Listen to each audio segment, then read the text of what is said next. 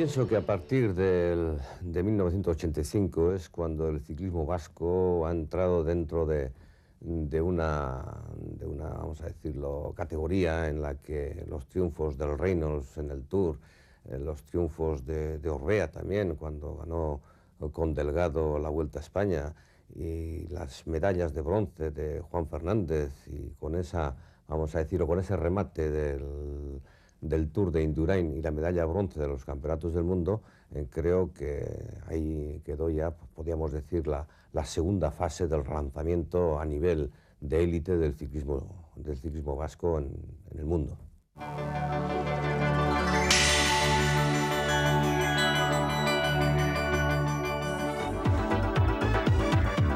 Con la proyección internacional adquirida gracias a la buena actuación de Reynolds, el ciclismo vasco va a verse confirmado con otros triunfos importantes a lo largo de los 80 y principios de los 90. Si durante estos años habían ido surgiendo figuras de primer orden dentro del pelotón estatal, va a ser a partir del año 1985 cuando también lo hagan a nivel internacional.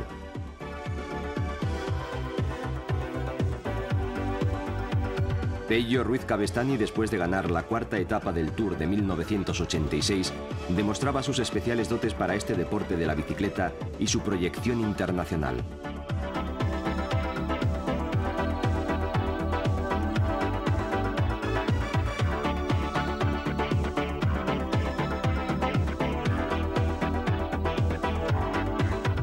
Este éxito no era sino la continuación de otras victorias conseguidas en el calendario nacional, donde el año 85 ganaba la Vuelta al País Vasco después de una carrera que resultó bastante polémica.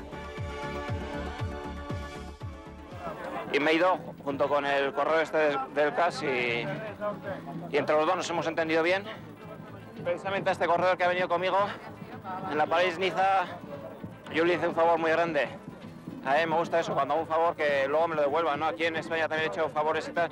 Y ahí en la París-Niza le hizo un favor muy grande cuando iba de líder, se quedó descolgado y yo tiré de él, aunque no pudimos enlazar, pero tiré muy fuerte y ahora me ha ayudado. Atzien uste asko tiratu da bera, baina aurrien arina fundiez. Nik ezin dut ezer, nik ez dut aurrin inor ikusi esan ibildi zen, baina ni ez da larro ondo ikusten aurrin holago arina ibildia.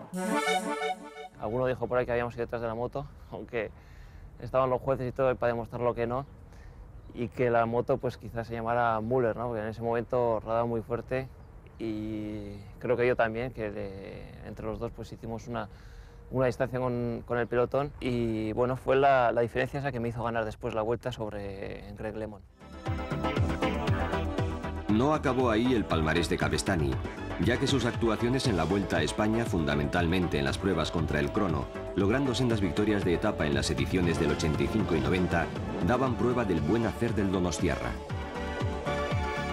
Julián Gorospe, discutido entre la afición, lograba también en 1986 su gran triunfo internacional en el campo profesional al cruzar primero la meta en la 19ª etapa del Tour.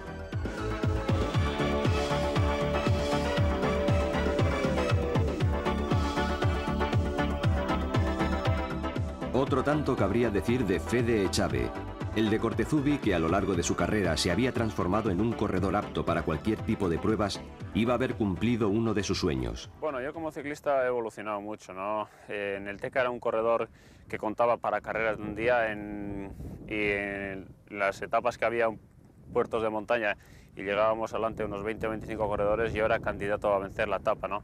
Y bueno, era un corredor quizás más cómodo, ¿no? No me entrenaba tanto como me entreno ahora. Y bueno, luego estuve 6 años en TECA, me fichó Javier Mínguez para correr con el BH y bueno, él me transformó, ¿no? Me dijo que yo tenía que entrenar más kilómetros porque podía superar la montaña y bueno, ahí está el hecho que me hizo entrenar más, perdí unos kilos y bueno, el primer año que estuve con él ya gané la etapa de Alpe d'Huez en el Tour de Francia y me transformó como ciclista y me cambió un poquito la mentalidad, ¿no? Este triunfo confirmaba las expectativas de muchos aficionados, pero sobre todo premiaba la creencia en sí mismo y en sus posibilidades. La historia de la etapa que gané en Alpe d'Huez, pues puedo decir que el día anterior a la etapa esa, pues hubo una escapada de unos 30 corredores y bueno, en el equipo que estaba yo, en el BH, pues no entramos ninguno en la escapada, ¿no? Y al día siguiente, antes de iniciar la etapa del Alpe d'Huez, pues Mínguez nos echó una gran bronca porque no habíamos estado ninguno allí. Y bueno, ese día salimos todos, como quien dice, con las orejas tiesas. Y bueno, hubo una escapada de unos 25 corredores más o menos y allí entramos 5 o 6, no sé exacto, ¿no?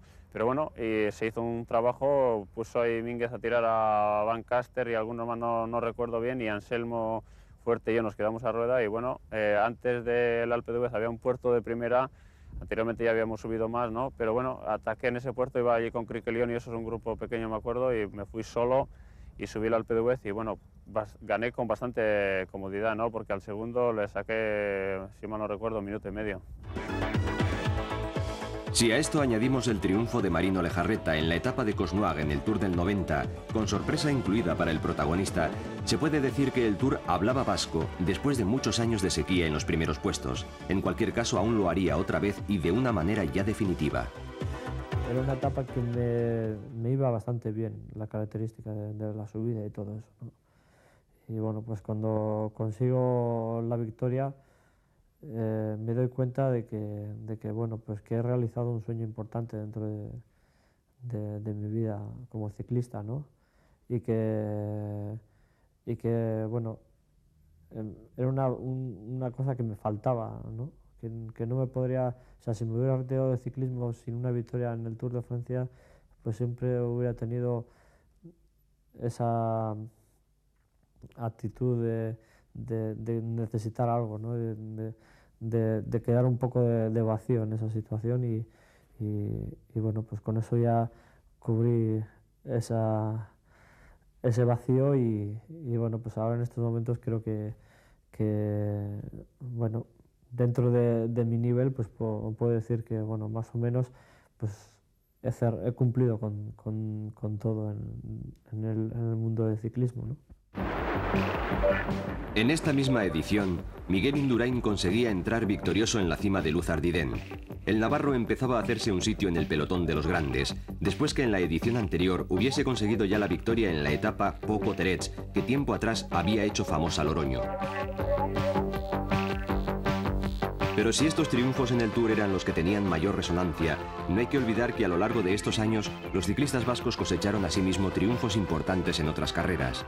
Iñaki Gastón sabía lo que era ganar en la misma línea de meta a un asiduo vencedor de la Clásica de San Sebastián, y que con su otra victoria en una etapa de la Vuelta de España del 87 completaba la serie de triunfos que en esta misma prueba habían iniciado Ibáñez Loyo y Juan Fernández.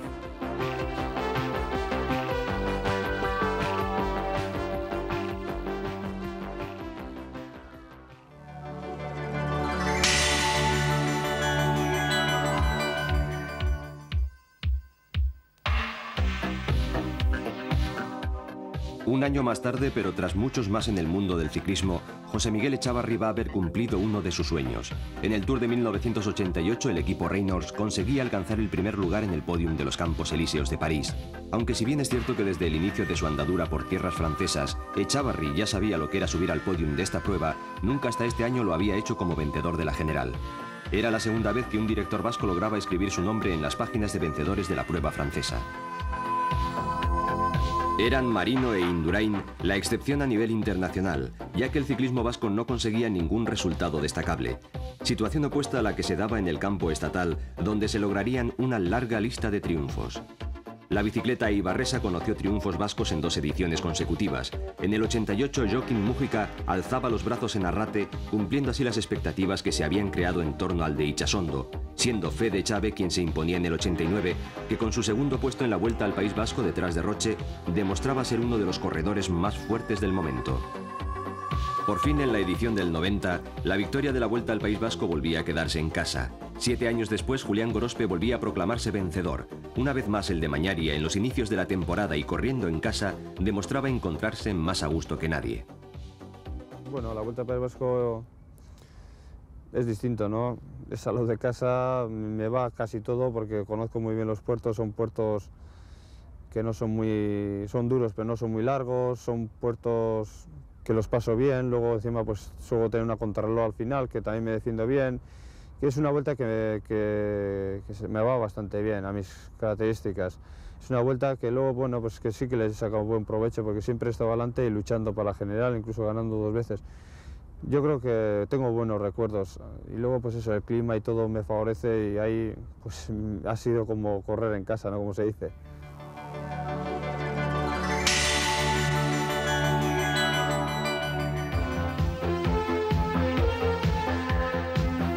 El primer bronce de Juan Fernández lo obtuvo en el duro circuito de Salanches, en los Alpes, donde Bernard Hinault, una vez más, se encargó de hacer una auténtica criba a medida que se corrían las vueltas. Juan Fernández conseguiría el tercer puesto. Pasarían 7 años hasta que el podium estuvo de nuevo al alcance de este granadino afincado en Gasteiz. Esta vez fue en Villach, Austria, y durante la temporada de 1987. Y de nuevo al año siguiente, y esta vez en René, Bélgica, Juan Fernández ponía colofón a una brillante carrera, logrando de nuevo una medalla de bronce en unos campeonatos del mundo. En el año 87, en el Mundial de Villach, quizás ha sido el mundial que más cerca he visto yo el arcoíris, ¿no? El que podía ser campeón del mundo. Y a falta de 500 metros se marchó Stephen Roche y bueno, veíamos que ya no le cogíamos por un estrecho marcaje, vigilancia entre nosotros, y luego nos disputamos al segundo y el tercer puesto al sprint. Siempre los mundiales el sprint ha sido de pocos corredores porque como es una prueba de eliminación de gran fondo, no terminaba mucha gente. Y en aquella ocasión disputamos el sprint unos 20, 25, 30 corredores, ¿no? Y hice tercero. Y el último, en René, en Reims, en Bélgica, bueno, yo llegué en un grupito con unos 15 corredores y yo sabía que delante de nuestro grupo había llegado un pequeño grupo de 4 corredores. Entonces yo disputaba en el grupo mío el quinto puesto. Y lo disputé, pues, como se suele decir, a tope, a morir, ¿no? Y gané al grupo, hice primero de mi grupo, con lo cual yo sabía que era quinto en la prueba. ¿Y cuál fue mi sorpresa al pasar la línea de meta e ir a boxes? Que me dijeron que al tercero y al cuarto, que era Bauer y Criqui León, los habían descalificado, con lo cual a mí me daban el tercer puesto. Yo creo que fue para mí una alegría terrible que de rebote pues, me cayese esa tercera medalla.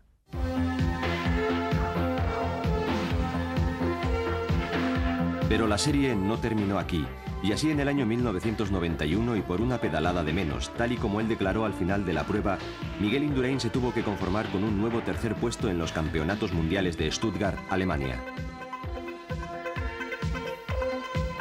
Si en los campeonatos del mundo parecía poco menos que infranqueable el tercer puesto, no ocurría lo mismo en los campeonatos de España, donde el ser campeón y vasco era cosa de los alaveses. Los Ibáñez, Loyo, González, Salvador o el mismo Juan Fernández llevaron a nuestro ciclismo al primer lugar del podium, confirmando de esta manera su supremacía en el ámbito estatal. Italia va a ser también escenario del auge de nuestro ciclismo. Habría que remontarse hasta los tiempos de Aurelio González para encontrar a un vasco como ganador del Gran Premio de la Montaña del Giro de Italia. Pues bien, en el Giro de Italia del 91, Iñaki Gastón rememoraba viejos tiempos, obteniendo el triunfo final en esta clasificación. No la busqué nunca, ¿no? Al principio, sobre todo, no me imaginaba que la podía ganar, vamos. Lo que pasa que, bueno, pues tenía mucha amistad con Da Silva y, pues te gano, pues sí, pues no, pues sí, pues no. Empezamos a coger los dos muchos puntos y ahí empezó la cosa. Y luego, pues bueno, ya cuando cogimos los dos, llevamos al tercero muchos puntos, pues vi la posibilidad de que ya podía ganarla, ¿no? Puesto que estaba muy bien de forma y Da Silva pues no estaba tan fuerte como parecía. En puertos grandes, de primera, segunda, fuertes, fallaba, ¿no? Y entonces empecé a echar cálculos y a ver a los demás corredores y bueno, y vi que la podía ganar, ¿no? Pero no fue esta la única buena actuación de los vascos. Alberto Leaniz Barrutia lograba el triunfo en el Intergiro, obteniendo de esta manera el reconocimiento a una entrega y pundonor encomiables, características de este corredor vizcaíno.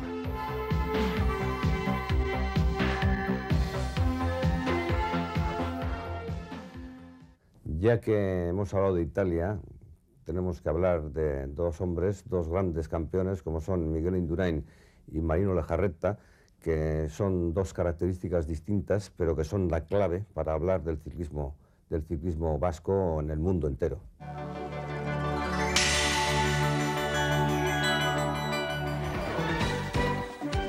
Marino, desde su periplo por el Alfa Lum, estaba sentimentalmente unido a Italia y a la Maglia Rosa.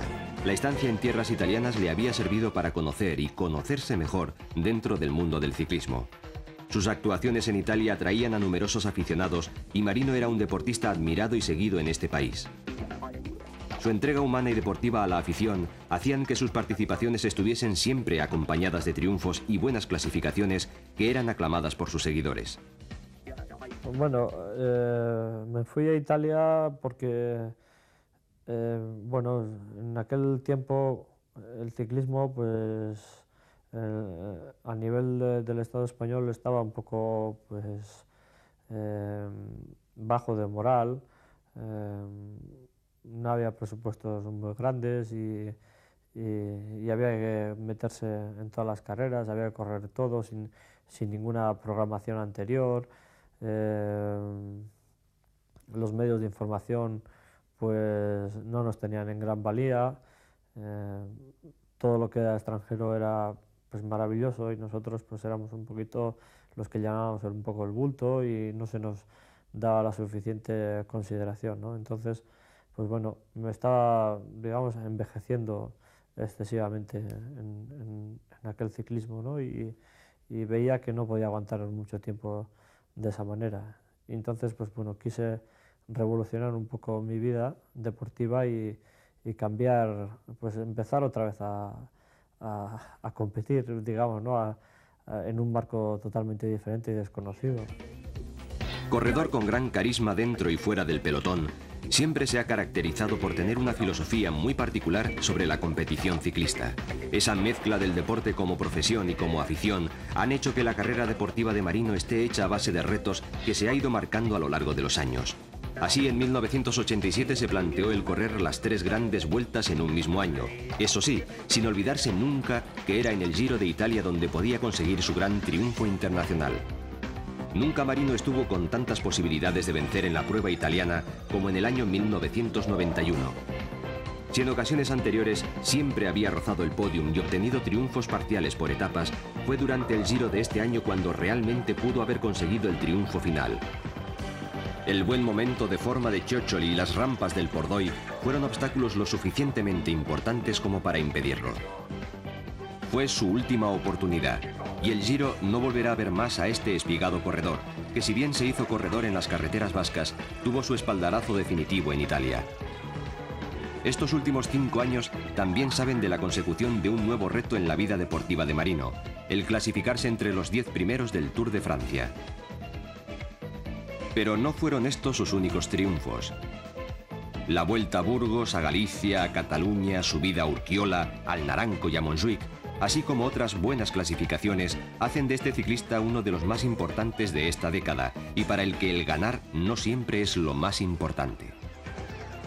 En ese sentido, yo intento, siempre me ha gustado intentar demostrar pues, esas cualidades físicas, ¿no? Y bueno, pues el hecho de ganar pues ya es un factor posterior, ¿no? Y quizás también un premio a esa situación que tú demuestras, pero bueno, nunca le he dado esa importancia, aunque cada vez le das más importancia porque es un valor también, ¿no? Y que al final la gente muchas veces te pregunta, a ver, ¿y tú qué has conseguido ganar? Entonces, pues bueno, pues dices, pues aquella o tal carrera, ¿no?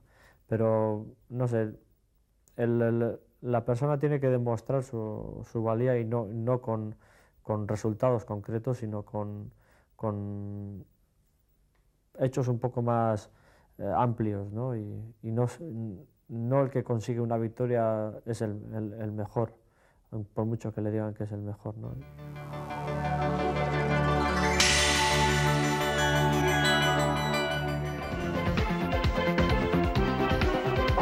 No podíamos cerrar este capítulo sin citar el gran logro del ciclismo vasco no solo en esta década, sino en los 50 últimos años.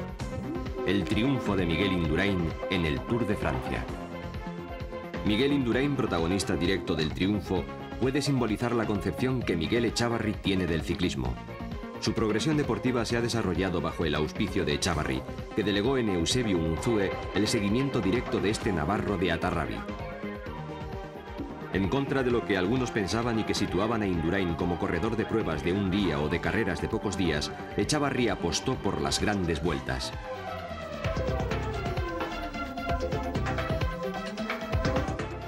Su victoria final en el Tour de Francia se fue fraguando con triunfos que año tras año marcaban una progresión ascendente.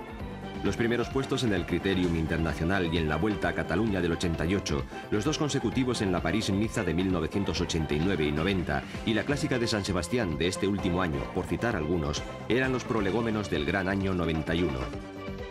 El 21 de julio de 1991, Miguel Indurain se aupaba al primer lugar del Podium de París, siendo así el segundo corredor vasco que lo lograba.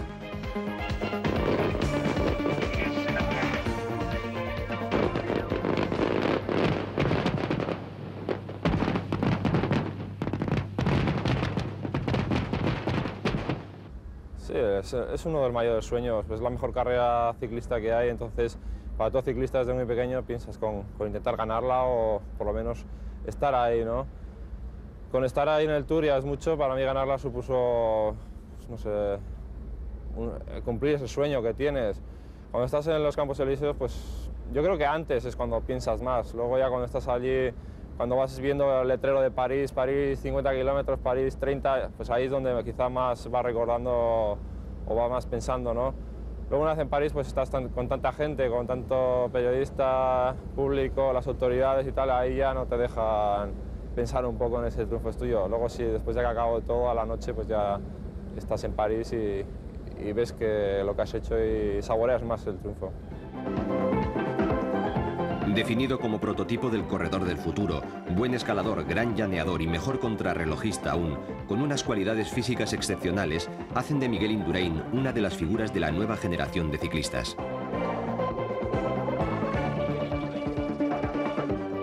Bueno, Indurain debemos decir que es un ciclista no típico desde el punto de vista morfológico, aunque tampoco existe un ciclista típico desde el punto de vista morfológico. Existen grandes muy buenos, existen pequeños muy grandes, como puede ser el caso de Chiappucci y de Perico, grandes muy buenos como han sido Eddy Merckx, etcétera, etcétera. Miguel, vamos, se sale un poquito de lo que se estaba llevando en el ciclismo hasta estos últimos años.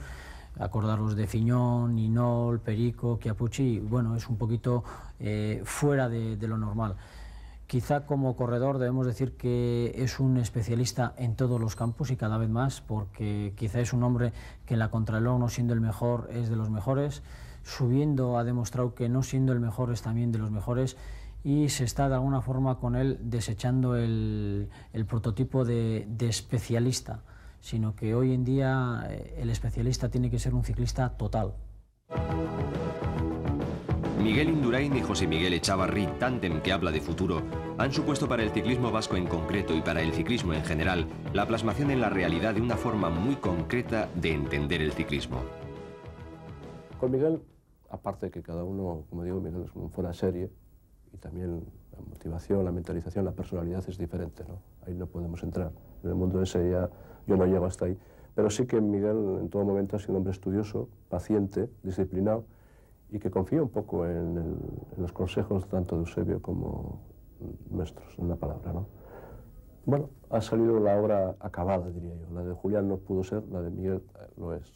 Y esperemos que va a seguir todavía por unos años dándonos un poco exhibiciones y alegrías. Si bien es cierto que los resultados no son comparables, no podemos obviar también que a lo largo de esta temporada otros corredores vascos también lograron triunfos importantes. Echave volvía a completar una más que aceptable temporada con un primer puesto en el Gran Premio de las Américas, completando así un buen palmarés redondeado con las buenas clasificaciones obtenidas en Galicia y Burgos. Bueno, el Gran Premio de las Américas fue una carrera que se disputó a final de temporada. Bueno, era una carrera importante para mí y también para muchos ciclistas, claro. Y bueno, yo tuve la suerte de ganar, estaba muy bien físicamente y bueno, psicológicamente estaba un poco tocado, ¿no? Porque, bueno, tuve el problema en la Vuelta a España que no me salieron las cosas muy bien con la tendinitis aquella, pero bueno, me operó el doctor Cabezas, feliz, y se me puso bien.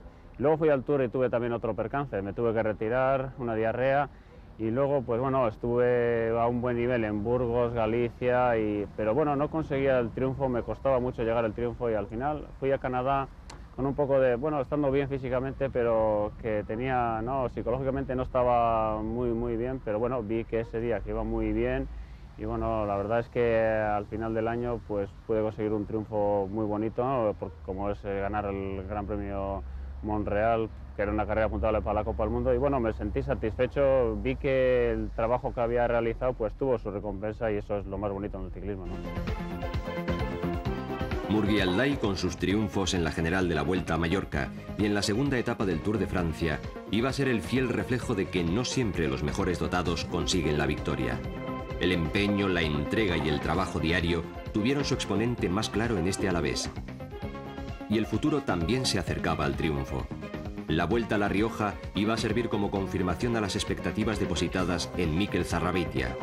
Muchas miradas estaban puestas en él y este triunfo servía como tarjeta de presentación dentro del pelotón profesional, a quien muchos ven como el relleno al vacío dejado por su vecino de Berriz. El ciclismo, necesitado de figuras, busca en Zarrabitia la continuidad a la lista de grandes ciclistas vascos. Bueno, pues yo empecé a correr en juveniles, hice 2 años de juveniles con la Sociedad Zamoyeta, luego estuve Punta Galea aficionados y en Hernani, y de ahí pasé ya con Seguros Amaya, y bueno, este es mi 3er año, mi 2º año pues conseguí el triunfo de La Rioja, una etapa y la general, y bueno, a final de temporada conseguir ese triunfo pues supuso bastante una buena alegría para mí.